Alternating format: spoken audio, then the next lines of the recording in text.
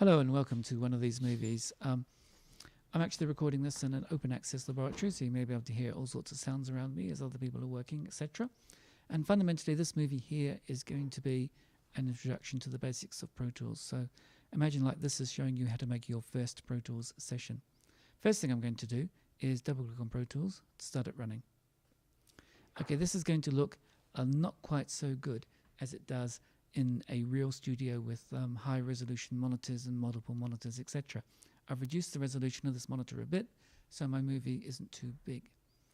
Right, I'm also working on Windows in one of the laboratories. I'm using an inbox for my input so I can plug my microphone in and record here. Okay, right, first thing I'm going to do is do new session. I/O settings are going to be, in this case, stereo mix, only because I'm in a lab using an inbox. Sample rate I'm going to leave at 48 kilohertz, that's reasonable. WAV file and 24-bit, that's all okay. Okay, where am I going to put it? I'm going to make this Pro Tools Movie 1B.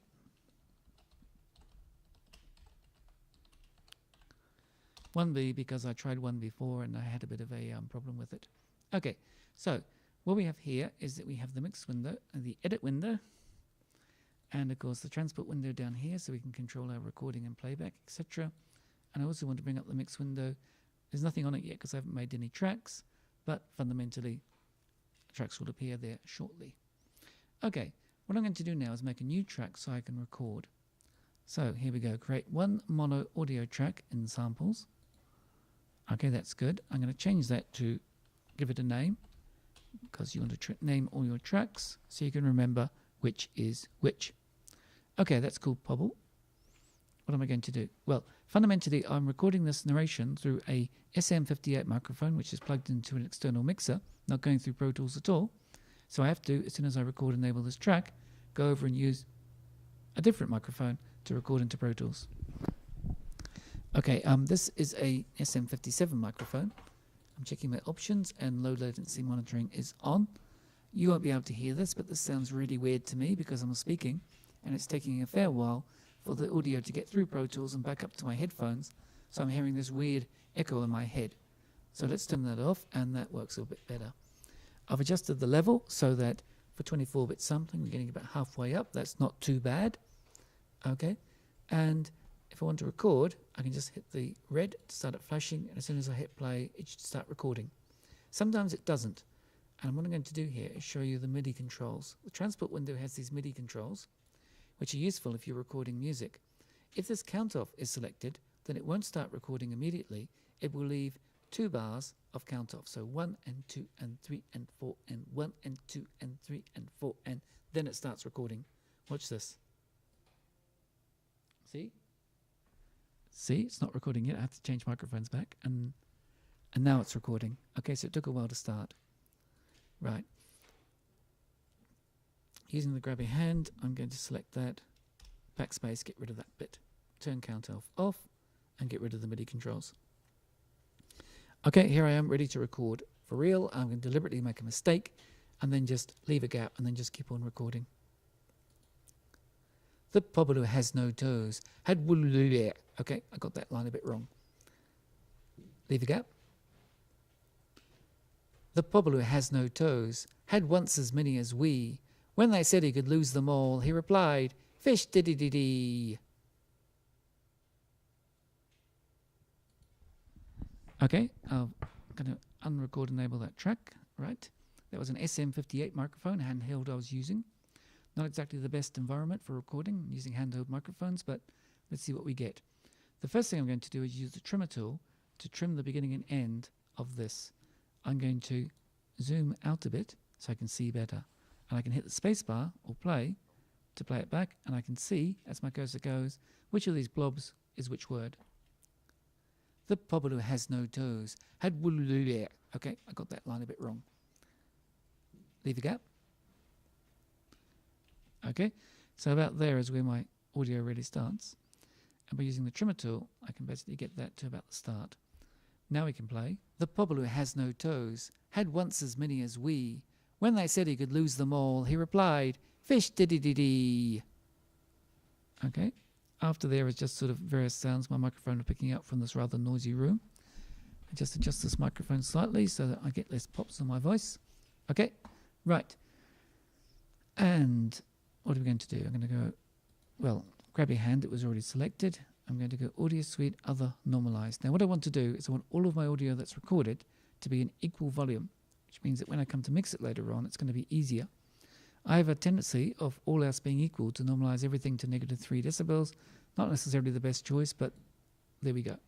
What that's done is made it slightly louder, so that the very, very loudest part, which might be about there or there, of this audio is 3 decibels less than what's called digital full scale, where the sound will start clipping and distorting. Right, I'm going to drag that back to the start of the track, and let's play it back.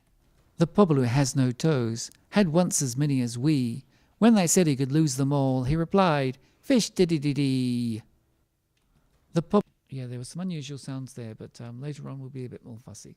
And if we want to be fussy, we shouldn't be recording with a handheld microphone in an open access room. Anyway, what are we going to do now? Well, fundamentally what I want to do for this one is just to add a little bit of reverb. So to do that, there are several ways I can do it, but I'm going to use what's called an auxiliary track. At the moment in my mix window, here is sort of like one, I'm going to get rid of the transport for the meantime. We have one track of audio, and fundamentally there are things I can do to it. I can put insert effects on it to actually change it in various interesting ways, make it echo, etc. Sends are where I can choose to send audio from here to somewhere else in the program, and we're going to use that. We have the input where we're reading from. Analog 1 was the microphone, so that's good. Analog 1 to 2 is the stereo output, that's also good. I can adjust the pan. Let's look at the pan. The pobble who has no toes had once as many as we. When they said he could lose them all, he replied, "Fish diddy-diddy." So we can decide where to place that in terms of left and right. Won't go to 0 for some reason. Here we go. We can also adjust the volume. 0 dB means it's played back at exactly the same volume as it is on the disc. The pobble who has no toes had once as many as we. When they said he could lose them all, he replied, "Fish diddy-diddy." So you can choose, and it's more interesting when you have multiple tracks here, how loud or quiet your sound is going to be. Okay, what I'm going to do now is add a new track, and this track is going to be a different type of track. Create one new stereo auxiliary input. Now stereo means it's stereo, it has left and right. An auxiliary input means it doesn't have its own audio. It reads the audio from somewhere else and does things to it. Right, the input to this I'm going to set to bus 1 to 2.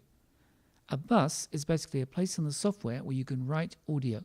And in the audio which gets written there, well, how do you put it? Come through this track and be processed. I can change the left and right volume of whatever audio is written to that bus. I can set the total amount that's included in the final mix. And more importantly, I can apply these effects to it. So I'm going to put a reverb effect on that. This reverb is going to be a medium room, and the mix is set to 100%, which means it's all reverb. So any audio which goes on to bus 1 to 2 comes through this insert, gets turned completely into artificial reverb, and then gets mixed in with the rest of the audio.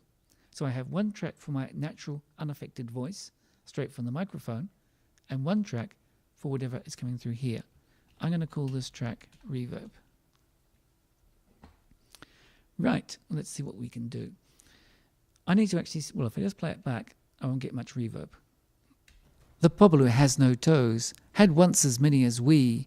When they said he could lose them all, he replied, "Fish diddy-diddy." Okay, that audio's got some rather odd sounds in the background, but never mind.